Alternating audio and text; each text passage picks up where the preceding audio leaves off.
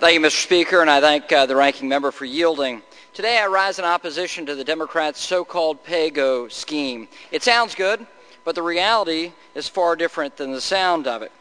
It does nothing to control out-of-control spending and reckless government spending. The proposal does nothing to hold accountable discretionary spending, which is 40% of the budget.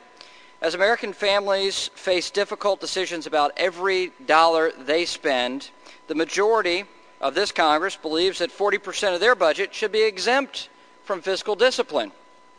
Because Congress must show the fortitude to resolve these spending issues and to control reckless spending, I support the Republican alternative. The Republican alternative sets discretionary spending caps for the next decade.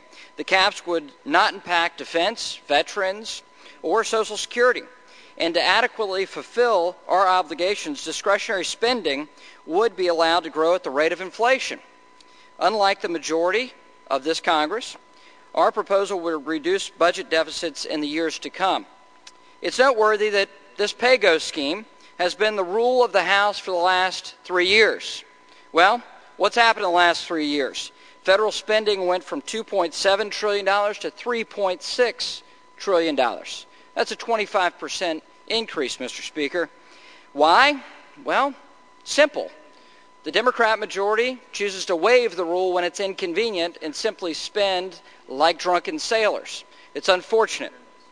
In order to have fiscal discipline, in order to rein in reckless spending and the debt it fuels, we need to focus on these issues and have real spending caps. It's counterproductive for this Congress to spend so much because it will hurt our economy, and yet the folks in charge of this Congress are spending, spending, spending. And I think that's going to have a negative impact on our economy and small businesses and families alike. The nation's finances are on an unsustainable path. Everyone knows that.